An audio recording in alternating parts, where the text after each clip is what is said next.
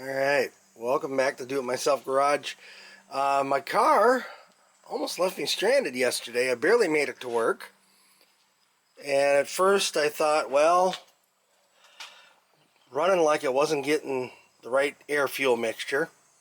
So the first thing I checked is I had been using the blower around the house. Checked the air box, make sure I hadn't sucked something up into the mass airflow sensor, because it doesn't take much to plug those up. But this was on here solid, everything was good. And then I just started looking around, checking connections, and I don't know if you can tell, this plug here is nice and solid.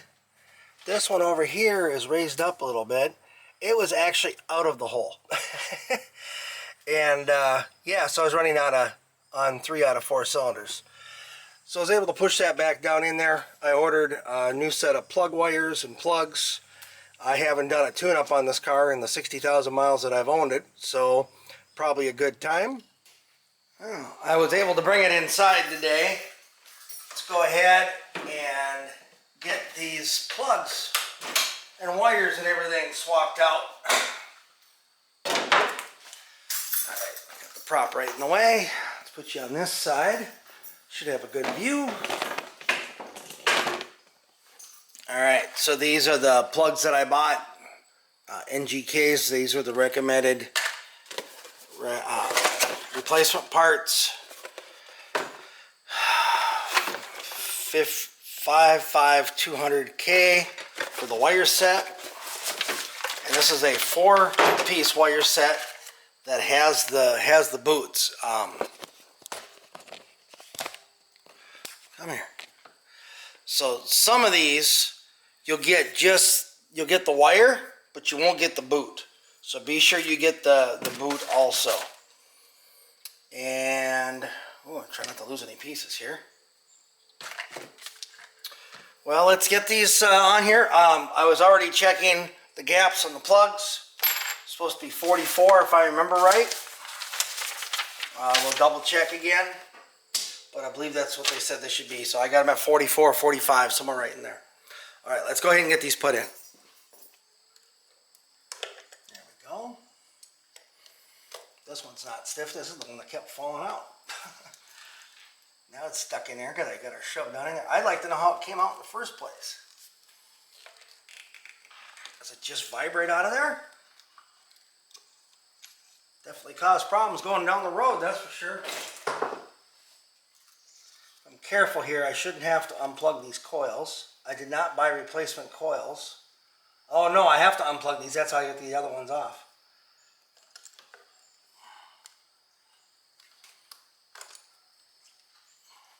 Should just push down and pull.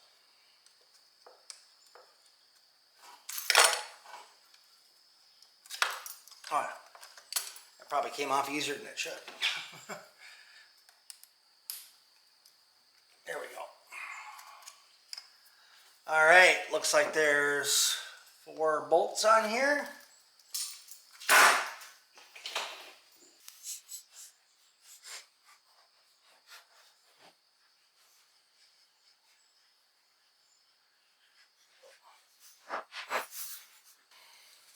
I did not buy new coils.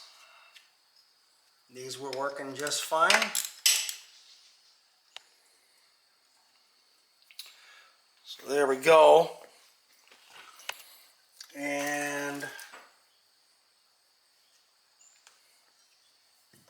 I don't know, do these pull off or what? I've never done this before. Pull or twist, I imagine. Just pull. Just pull. Okay. Old one. New one. Okay. Old one.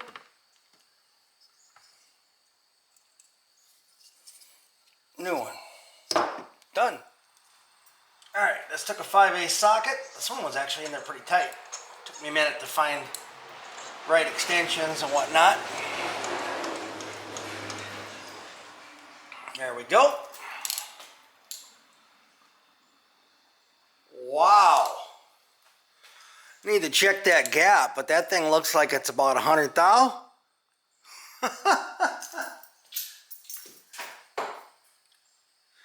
No, it's definitely 68,000, so that's way too big. That was almost rusty down in there, so I'll be putting some anti-seize on there when I go to put them back.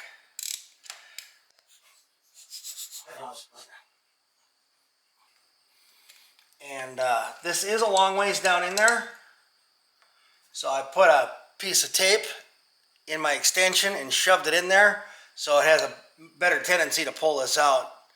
Looks like I got a bit of a leak in here that's got a bunch of oil around the outside of the plug. Those gaps do seem to be on the bit on the extreme side though. Let's get the rest of these plugs out of here.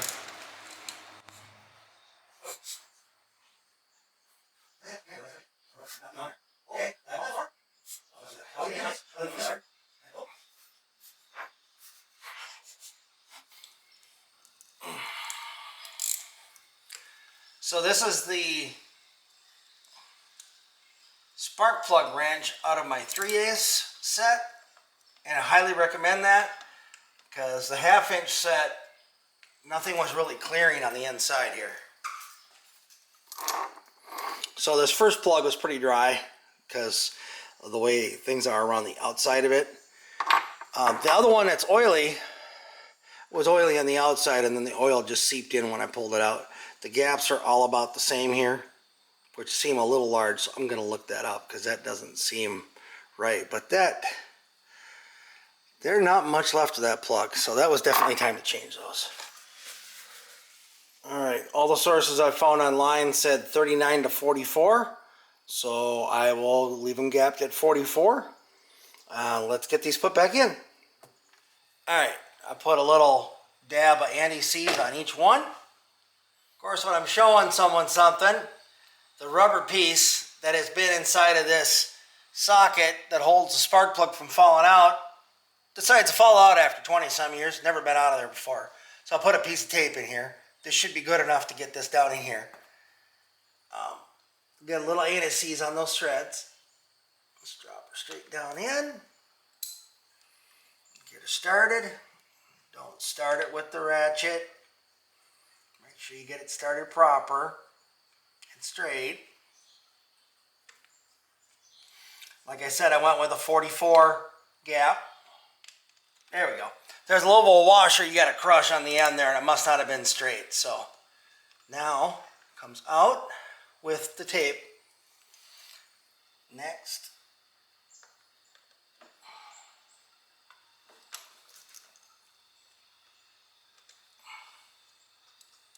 same thing. Always start them by hand.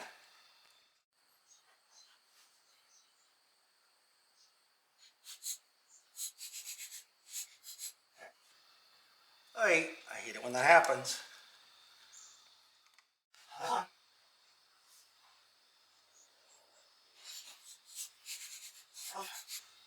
Okay, and let's go look up that torque spec.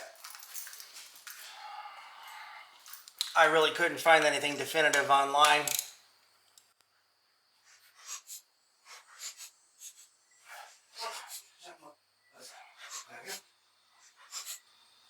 I do have anti-seize on them, so that should actually help them go in a little better.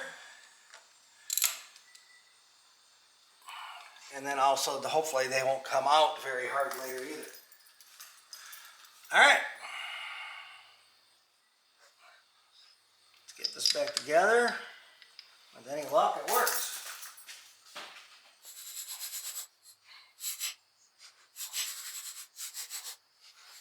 There's no torque spec on these. These just go on and hold the spark plug in place, or hold the wire in place.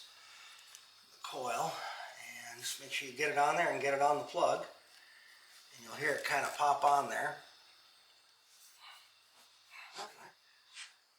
This is honestly my very first time doing this style of plug. This style of coil anyway. Never had one where the plugs went in the top of the engine like this. At least not one where I couldn't see the plug. And has the coil bolted over the top.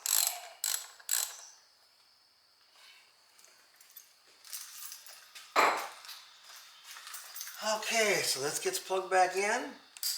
This gets plugged back in. And then I got to put these two in here. Short one goes here. This is the one that came out last week.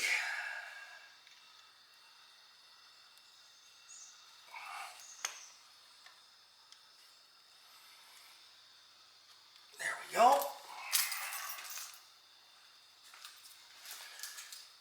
This one goes in here. And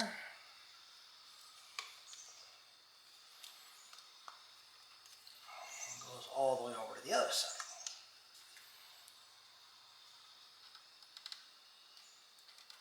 There we go. Well, with any luck, that should fire up.